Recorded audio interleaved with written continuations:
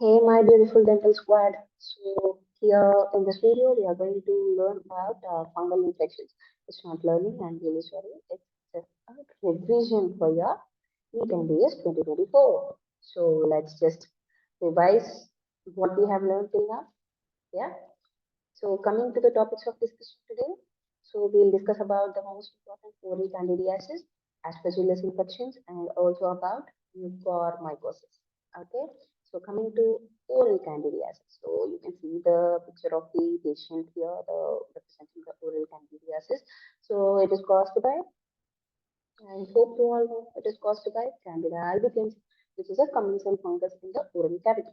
So its overgrowth occurs due to the presence of immunosuppression when there is immunosuppression in the body for with diseases such as HIV, diabetes, and medications or long-term steroid usage or antibiotic usage. Then there is chances of developing candidiasis and local factors such as ill-fitting dentures, xerostomia, and poor oral hygiene can also lead to oral candidiasis. Then coming to the clinical features, the main most important is formation of pseudomembrane. The pseudomembrane appears in the form of white patches, which are adherent to the, you can see, buccal mucosa, palate, tongue, right? So what happens is the main important feature here is when we when we scrape these white patches, there will be bleeding occurring. Okay, this is the important feature of oral candidiasis, white patches. Okay, white patches are seen in various other infections also. So the standing out feature is bleeds on scraping. Then erythematous, red smooth sore mucosa may be seen, and sometimes angular cheilitis. So angular cheilitis can also be seen often, which is bilateral. Okay, then coming to the microscope. So the diagnosis is mostly dependent upon clinical examination. Then we can also prepare a KOH mount. So KOH mount, potassium hydroxide mount, will help in rapid and inexpensive, and it is shows the hyphae and blastoconidia. So you can see the KOH mount here. So the culture is the definitive identification of oral candidiasis. The culture is the definitive identification of oral candidiasis. The management is, of course, giving antifungals. So what antifungals we give in candidiasis? Nystatin, clotrimazole, miconazole.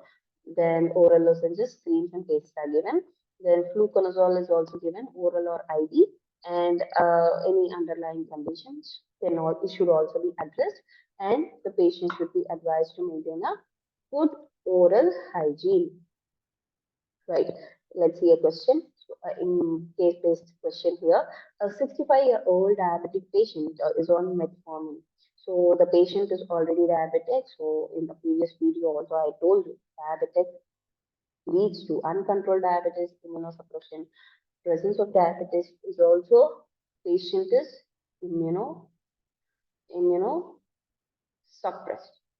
Okay, so you just remember this. Then presents with white patches on her tongue and inner cheeks. So the patches are slightly raised and they are adherent and bleed minimally on scraping. As we have discussed, bleeding on scraping is the candidiasis feature, right? So she complains of sore throat, difficulty in swallowing. She has been using a denture for the past 5 years, so she's using even a denture. Okay, so what is the most likely diagnosis? The options given were leukoplakia, lichen planus, oral candidiasis, and nutritional deficiency. So one thing you have to understand is that the leukoplakia and lichen planus white patches are very much different from the candidiasis patches. Okay, so leukoplakia, the observation in lichen planus, Wickham striae is seen, right? So there is no mention of striae here, so this is ruled out, right? And nutritional deficiency white patches will not be raised, okay? And the mostly it presents the oral candidiasis as the answer, right? Then coming to the going on to the next infection, that is aspergillosis. So aspergillosis is also a fungal infection, right? It is caused by Aspergillus species, most commonly caused by fumigated subspecies. So lungs are the primary site of infection of aspergillosis, but it can also involve oral cavity. So oral aspergillosis is relatively uncommon, but when coming, it will be very severe. So types of oral aspergillosis include allergic aspergillosis. Allergic aspergillosis is the most common form of oral aspergillosis. It is triggered by inhalation of aspergillus spores in sensitized individuals. Okay, then apart from allergic aspergillosis, we also have other types of aspergillosis. So we'll see first the clinical manifestations of allergic aspergillosis. It can manifest as allergic bronchopulmonary aspergillosis. So aspergillus infections most commonly infects lungs. So the bronchopulmonary aspergillosis affects airways. So symptoms such as wheezing, coughing, and hemoptysis are also seen. Okay, or aspergillosis along with lung uh, symptoms are only seen. Oral symptoms are rarely common. Okay, keep this in mind. Then, aspergillus-induced asthma exacerbates pre-existing asthma.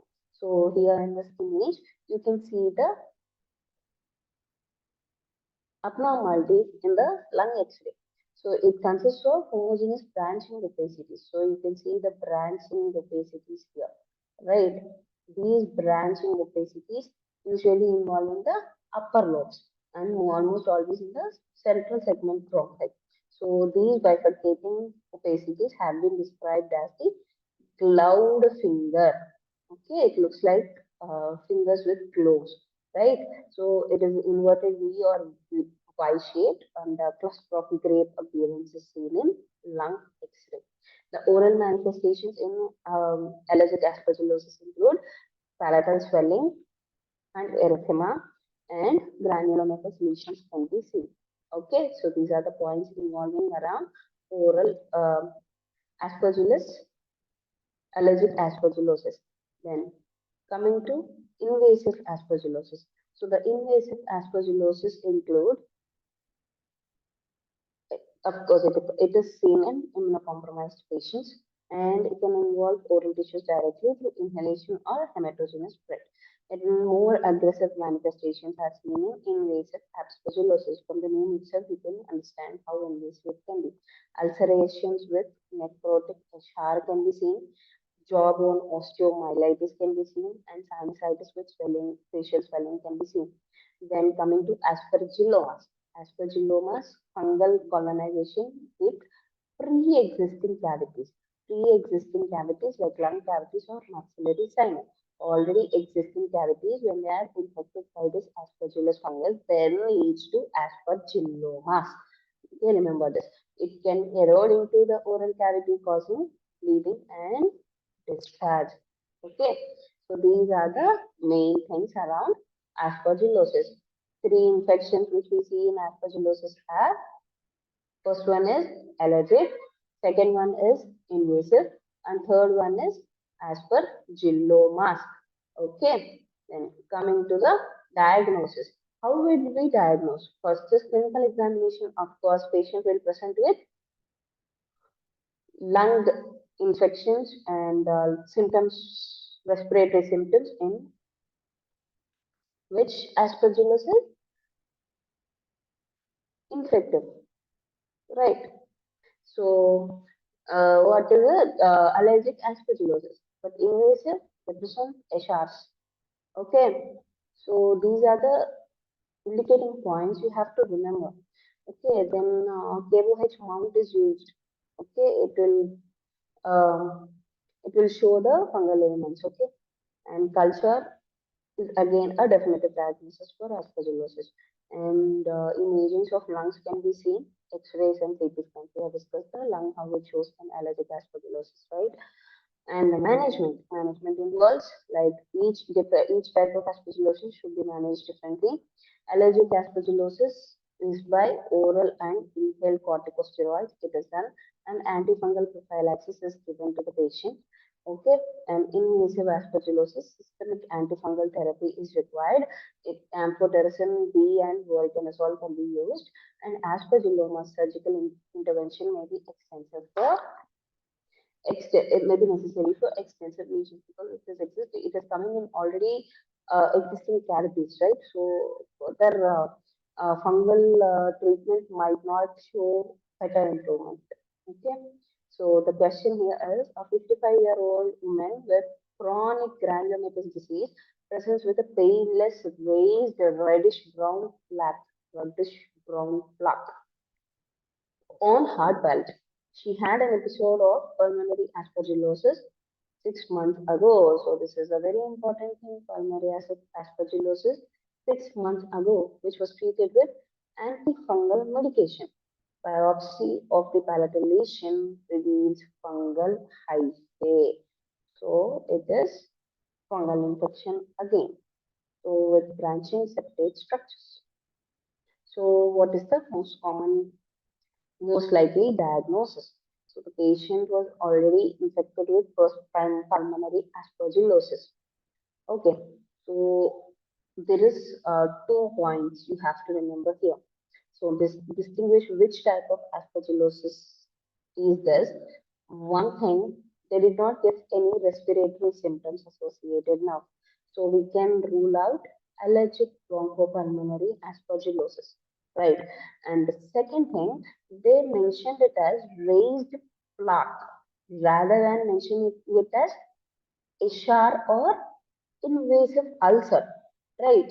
So they have mentioned it as raised plaque on the hard palate. Okay, so this you keep it in mind. And coming to aspergillomas, why is it not aspergillomas? What did they say? Aspergillomas occurs in the pre-existing cavities of lungs and also in the maxillary sinus, right? So they didn't say any pre-existing cavity was there before. They are saying that she had a pulmonary aspergillosis previously. Okay, and now she is presenting granulomatous to be famous on hard palate, that is oral. Oral lesions she is presenting with, right? Then oral candidiasis is ruled out, of course, right? So we have to diagnose whether it is invasive or aspergillomas. See, one thing, the invasive aspergillomas will present with a sharp type of oral lesions, that is ulcerations and plaques, crusts are formed here. Whereas in aspergillomas, we don't find that thing, right? So it is already going, and suppose the patient was presenting with aspergillus infection and sinusitis before, and is again being reinfected again with fungal infection, then we can come to the conclusion that it might be aspergillomas. But since the function, the what the patient has presented is different, we cannot come to the conclusion with that it is aspergillomas. Okay, so we have to go with, excuse me,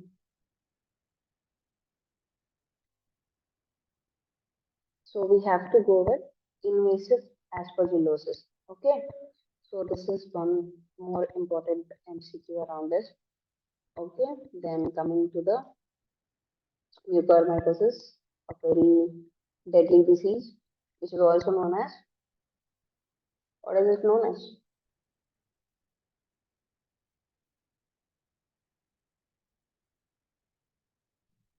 Okay, so it's a severe fungal infection caused by mucorales fungi, rhizopus mucor, and infects various organs such as oral cavity.